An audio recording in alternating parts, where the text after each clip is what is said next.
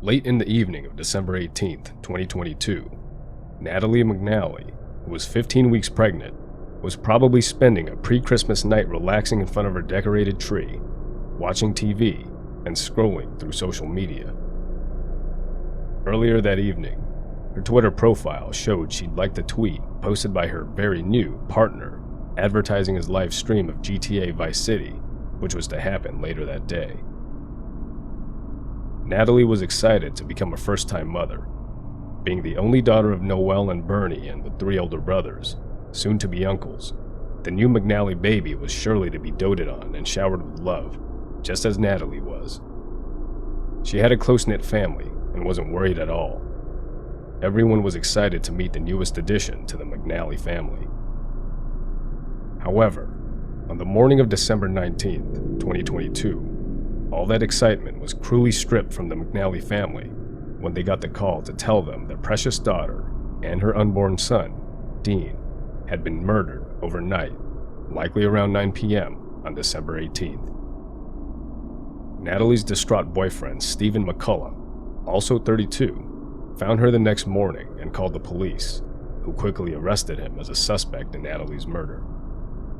After intensive questioning, McCullough was let go and his status downgraded from suspect to witness. McCullough was released on account of his live stream taking place from 6 p.m. through 12 a.m. on the night Natalie was murdered. After his release, McCullough spent time in Natalie's family home supporting her parents.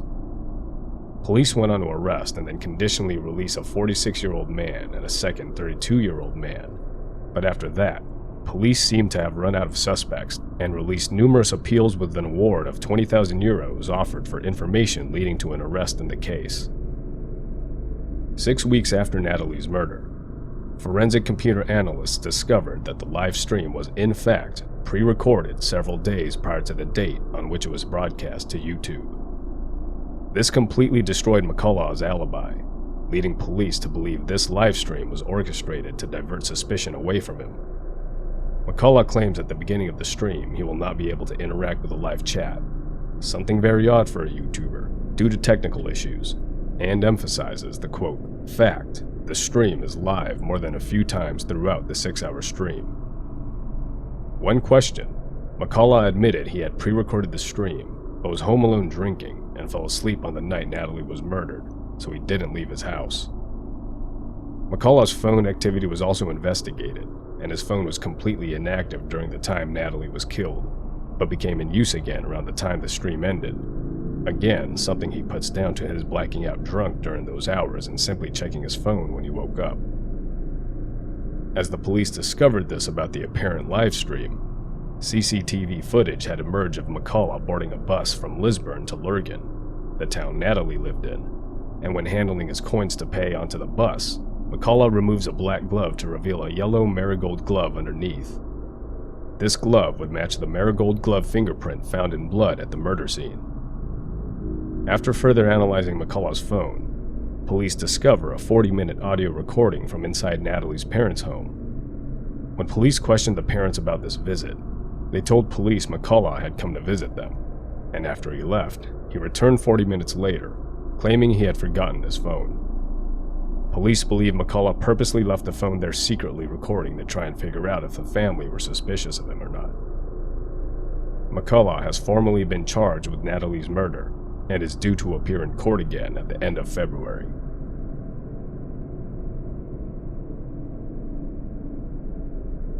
Hello, fellow true crime enthusiasts. For some time now, I've wanted to share a case I heard about when I used to live in Green Bay. I pulled a lot of this information from court records and the Wisconsin Supreme Court records and added some to it myself. Just wanted to make clear for the sake of giving credit to where credit is due. All peace and love. References are at the bottom of the post. With all of that out of the way, here is how it happened. On September 24th, 1998, at around dusk, 13-year-old Zong Vang was riding his bike back home along Webster Avenue in Green Bay, Wisconsin. Vang's older brother, Zhao, had sent Zong to the grocery store for tomatoes. Zong was returning home on his bicycle carrying a bag full of tomatoes when he was approached by 5 juveniles.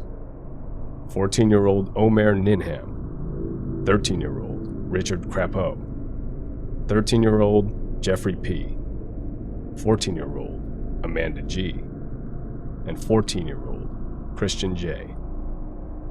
Omer Ninham and the group did not know Zong. Zong did not know them either. By all accounts, Zong never said anything or did anything to provoke the 5 teens. Crapo was the instigator. He was upset with his mother at the time, and he wanted to, quote, fight or see a fight. Upon seeing Zong, Richard said to Omer, "Let's mess with this kid." And Omer responded, "I got your back," meaning he would back Richard up in a fight. Omer and Richard began taunting Zong, while the other 3 egged them on. Omer and Richard's assaults turned into physical attacks. Richard bumped into Zong's shoulder and yanked his bicycle away from him. Richard also grabbed Zong's grocery bag full of tomatoes and threw it in the direction of St. Vincent Hospital, located on the same street. When Zong asked for his bike back, Omer punched Zong in the face, knocking him down.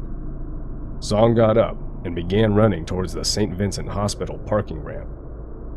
All 5 teens chased after Zong, eventually catching up with him at the top floor, which is the 5th floor of the parking ramp. When they caught up to him, Richard punched Zong in the face. Zong repeatedly asked them why they were trying to hurt him and pleaded with them to leave him alone.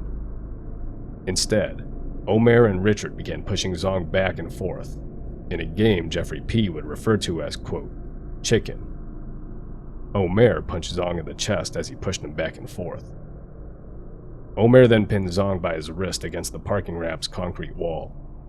While Zong squirmed to get out of Omer's grasp, Richard again punched Zong in the face. Zong was crying and screaming, "Let me go."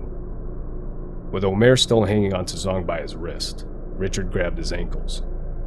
Omer and Richard then began swinging Zong back and forth out over the parking ramp's concrete wall, a drop that measured 45 feet to the ground.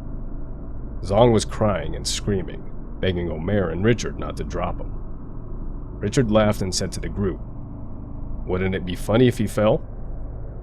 While swinging Zong over the wall, Richard let go of Zong's ankles/feet and told Omer to, quote, drop him. Omer let go of Zong's wrist. Zong screamed as he fell, and in Richard's words, Zong just sailed out over the wall.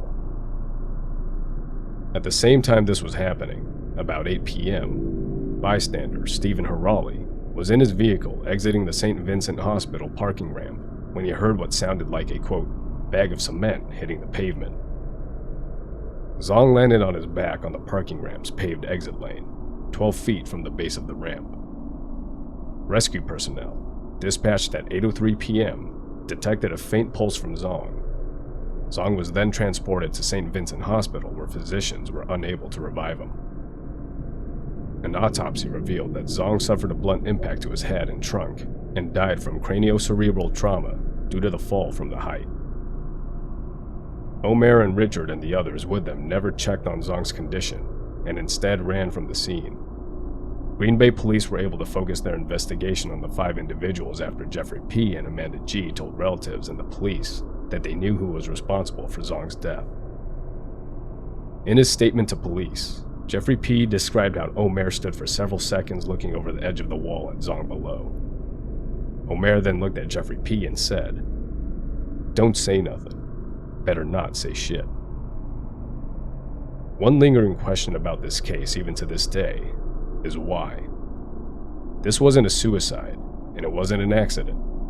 They picked him at random. Was it reckless conduct of intentional?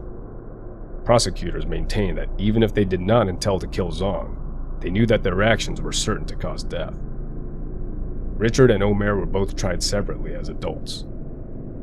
Prior to Omer's trial, he was also charged with 1 count of threat to a judge and 3 counts of intimidation of a witness. While Omer was being held at the Brown County Juvenile Detention Facility, he threatened the life of Judge Richard J. Dietz, the circuit court judge who was then presiding over Omer's case. Additionally, upon learning of the other juveniles' statements to the police, Omer threatened to conduct a drive-by of Jeffrey P.'s house, to rape and kill Amanda G., and to arrange for the killing of Richard Crapo's sister. At Omer's 4-day trial, his defense was that he was not there on the parking ramp on the evening of September 24, 1998, and even if he was, he did not intend to drop Zong from the edge. A jury convicted Omer of first-degree intentional homicide and physical abuse of a child on March 24, 2000. The court sentenced Omer to life imprisonment without the possibility of parole. Richard Crapo was convicted of being party to first-degree intentional homicide and party to physical abuse of a child. He was sentenced to life in prison with a possibility of parole after 50 years. As the prosecutor put it, the terror experienced by the victim and his family and friends is, in a word, unimaginable. This cruel and senseless crime should never, ever happen. What happened to Zong that evening is beyond comprehension. It makes me feel incredibly sad thinking of the horror Zong experienced during his last moments of life. He was a bright, smart young man with an entire life ahead of him. He intended on playing video games with his brother once he returned home. Unfortunately, he would never return home. What do you all think? Why would a human do this to another human being? Do you think that it was intentional? Or were they just trolling around with no intention in killing Zong? Regardless, stay safe, everyone.